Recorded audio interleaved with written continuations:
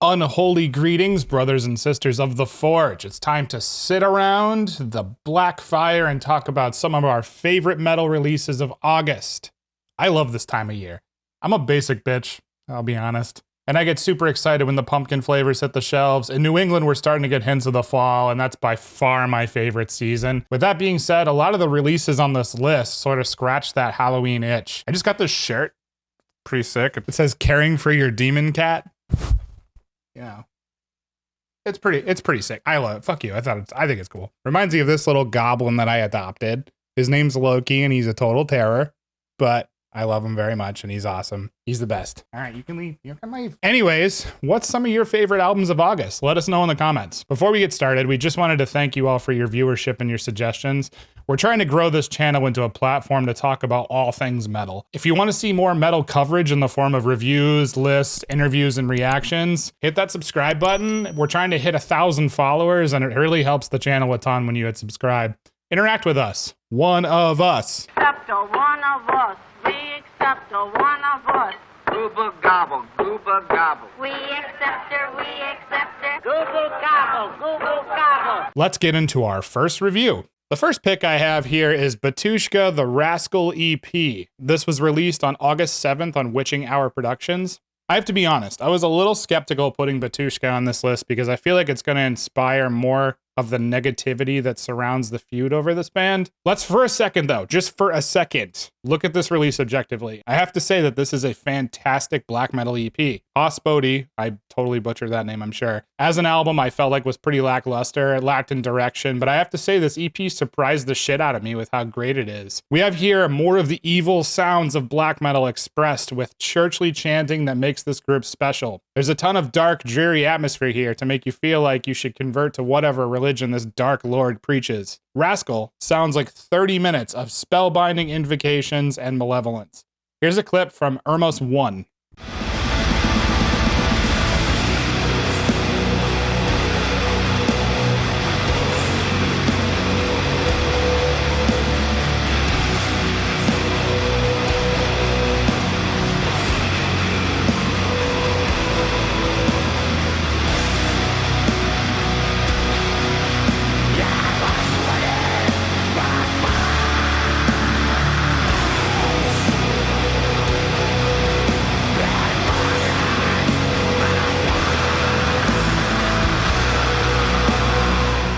Grab this digital gem from their Bandcamp profile. I can't wait to hear the upcoming full length now that we know that Batushka can crush music like this again. Ben, what do you have next?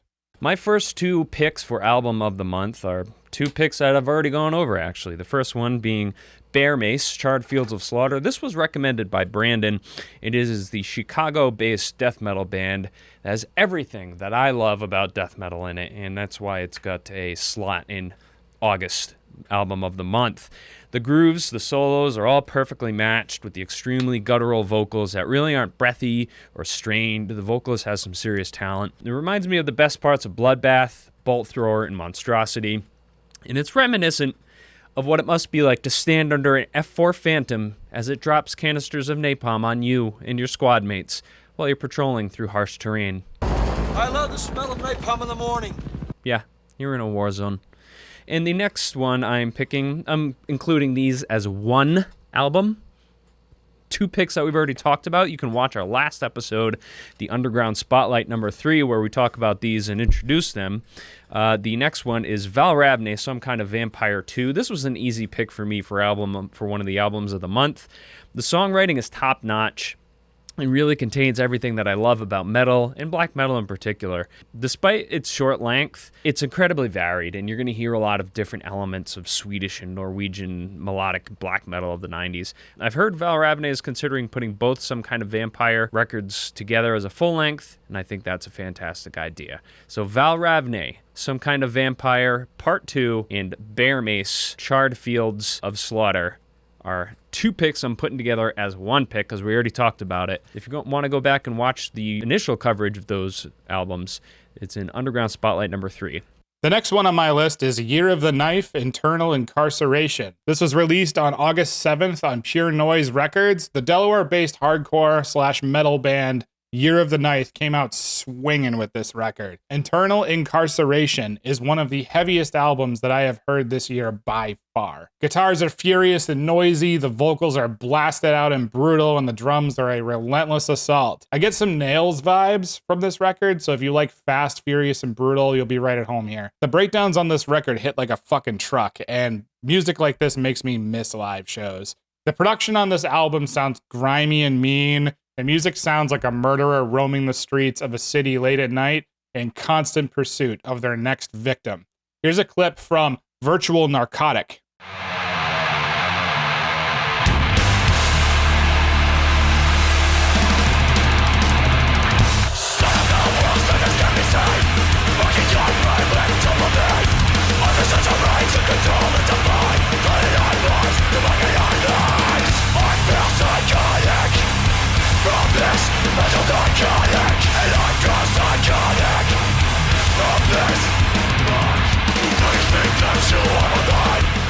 You can support Year of the Knife on their socials and their Bandcamp. They have a bunch of merch available. Support this group. They're doing something pretty goddamn special in the hardcore and metal scene. Ben, what do you have next? Children of the Forge, listen up here. Rituals, Invicta. More metal from the land down under. Rituals released their 2-song EP, Invicta, in the middle of August. The music is blistering, and when I listen to the album, it feels like you're standing on a planet that is being terraformed by a giant machine hovering overhead, and you're about to be crushed by a mountain that machine is creating. Yeah, that's where mountains come from, if you didn't already know. The band reminds me of more fierce melodic death metal bands like Godgory, Gates of Ishtar, and Blaze My Sorrow. The album was mixed by their guitarist Joel Patton and mastered by the one only master, Dan Swano, with the album art by Mark Cooper. Very cool album art. The only drawback is how quickly this record goes by. It's only 2 songs, and it tops out at 6 minutes, 17 seconds. Sad face. I'm eager to hear more stuff from these guys. Here's a clip from the song Oracle.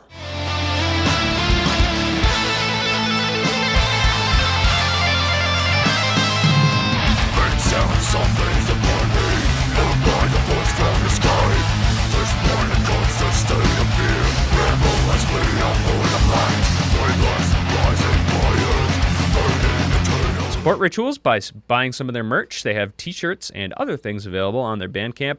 Definitely put them on your radar. What do you got, Brandon? The next on my list here is Unleash the Archers, Abyss. This came out on August 21st on Napalm Records. Canadian-based Unleash the Archers are back after their monstrous album Apex with something even more exciting. The professionalism and musicianship from Apex is continued here, but I feel like the composition and the vision of the band has actually matured further beyond the power metal sound that they had previously mastered. Abyss feels like a nostalgic adventure through time and space where you can live in some of the best illustrations of the sword and sorcery era. There's some surprises on this album too. There's blast beats. I fucking love blast beats. This album is absolutely sensational. I found myself returning to it over and over. I did a react video for their recent single, Faster Than Light too. Link in the description if you want to check that out. Awesome and hilarious video. Here's a clip from that song, Faster Than Light.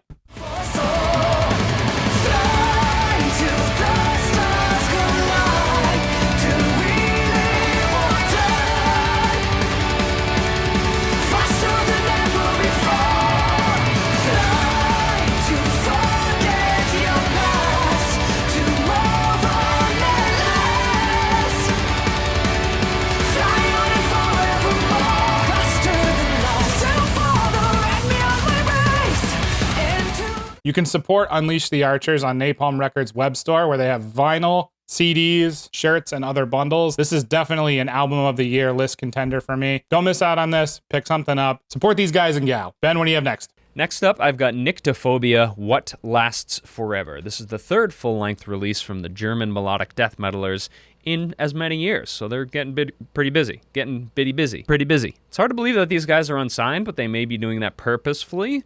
There are incredible sonic qualities. It is mixed and mastered at Fascination Street Studios, a name that I'm sure that you will hear a lot on this channel. We're big fans of Fascination Streets and Jens Borgren. His work is awesome. The low-frequency explosions, or subdrops as they used to be called, are very tasteful, and everything sounds very clear in this record. The symphonic intro to the album sets the tone very well, as the songs are incredibly melodic and harmonious. And the musicianship stands out a lot. All the musicians have a history in other bands, and their chemistry in Nyktophobia really drives the writing and the musicianship. I love the pacing of this record too. It's 9 songs at just over half an hour long. So melodic death metal bands really try and suck you into these arduously long, epic records, and this is the exact opposite. It's great for a quick listen, if you're on your way to the grocery store, or to pull trees out of the ground, which is what I assume people from Germany and Sweden and Finland do for, hobbies. It's a great quick listen for just going out and doing something and not having to feel like, oh, you got to sit down and listen to this whole thing for like an hour or whatever. This is for fans of Wolfheart, Detonation, and Insomnium. It's very much in that vein. Check out this clip from the song Yearning from an Uncharted Grave.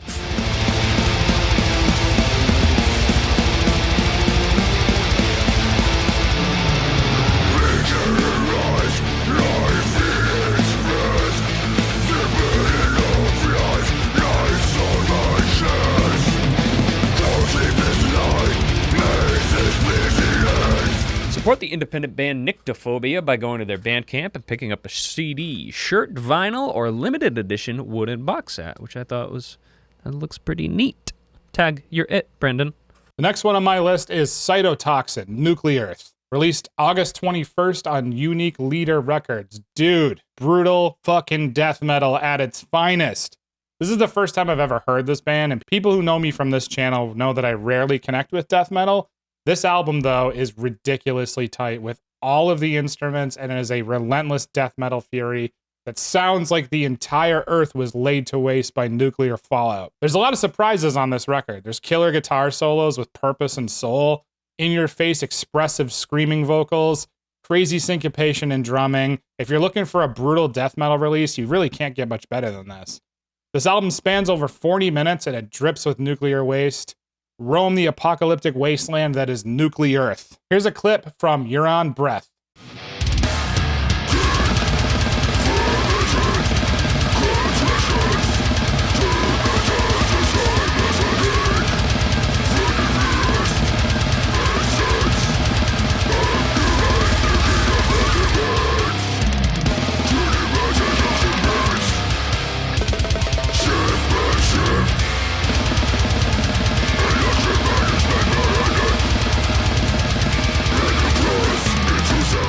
Relentlessly brutal. More people need to hear this band. Easily one of the best death metal records of the year. Check it out. Go on their Bandcamp. Show these guys some support.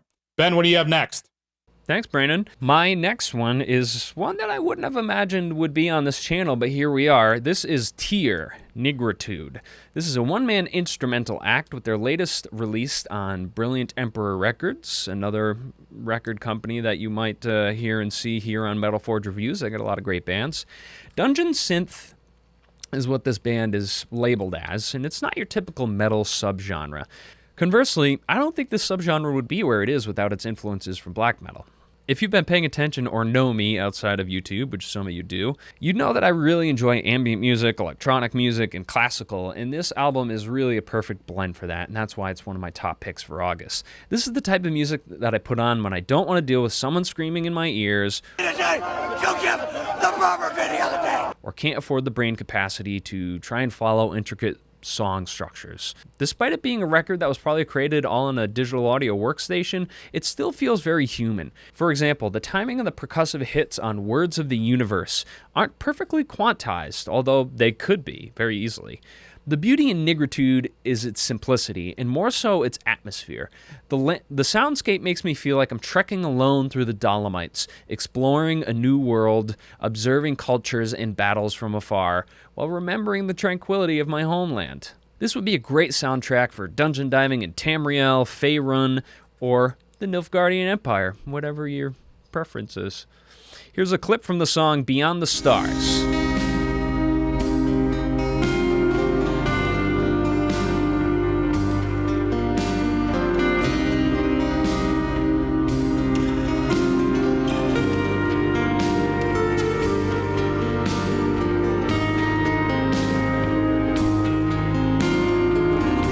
I I thought that was a cool song to kind of warm you up to them. The rest of the album is very synth-driven. There's lots of flutes and percussion and piano and stuff like that. But I thought that might be a cool song to warm you up. If you like soundtrack music, you will love this album. As always, Tyr needs your support. They have very cool cassettes and some beautiful patches available.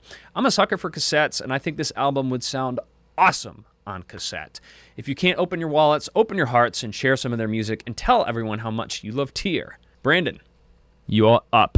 Last one on my list is Incantation, Sect of Vile Darkness. This came out on August 21st on Relapse Records. Speaking of easily one of the best death metal records of the year, Incantation put out a fucking gem of a record with Sect of Vile Darkness. These guys have been at it for over 30 years and have no problem showing off what mastery of a genre sounds like. Incantation are one of the most respected bands in the death metal genre, and this album is nothing but an unholy, filthy blackness of relentless death metal with elements of funeral doom. A blasphemous title on all accounts that 2020 needs in all regards. Another notch in the belt too that shows everything that Dan Swaino touches is fucking gold. Get on this record. It is a perfect example of how death metal can be the spiraling, malicious mass of evil that it should be. Here's a clip from Black Fathom's Fire.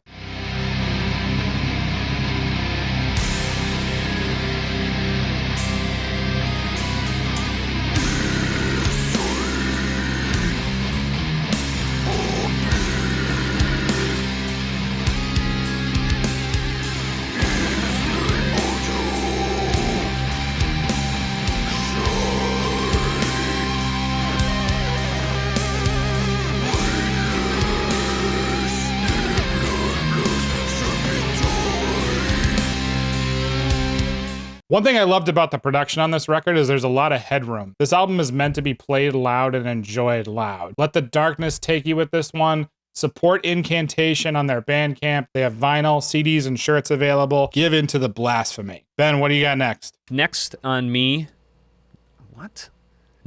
my list is Ages Uncrown. Thank you, Brandon, for this recommendation. It immediately made Contender of the Year. It's just an awesome record. This is the second album from Swedish black metalers released on Black Lodge Records. Their roster contains some incredibly experienced players, the roster of Ages, that is, and the songwriting and musicianship really shows. The history of this band, I did a little bit of research, goes back to two other bands, Evangeli and Magog. Since 1997, the two main songwriters and players in Ages have been honing their sound, which is very clear with this record. It's very well refined and very honed. You can tell that these guys have been working together for a long time. It's super refined Swedish melodic black metal with strong emphasis on melodic, which is why I like it so much. It has many layers featuring some subtle and not so subtle programming by Eldrimnir, one of the two main songwriters of the band. This is an album that will surprise you with its sonic depth and features a vast expanse of tricks and treats that aren't typically found in this genre. The atmosphere is reminiscent of watching a snow owl gracefully fly through a blizzard, then suddenly lock onto its prey and snatch it off the ground, digging its talons into the soft muscle of its unsuspecting meal. The music is beautiful, the snow owl flying gracefully, and then it has moments of blistering ferocity and grimness. Here's a highlight song, A Hollow Tomb.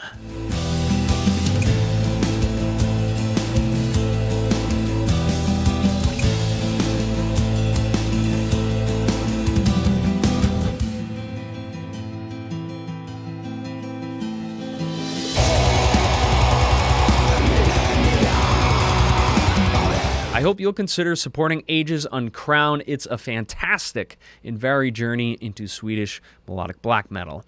Vinyl and CDs are available on their Bandcamp. Check them out. And that's all I have. Thank you so much for watching. I love you. You're awesome. If you like what you see, spread the word. Like, share, subscribe, and comment. We are on social media, so be sure to hit us up on there as well. Take care, and we'll see you in September.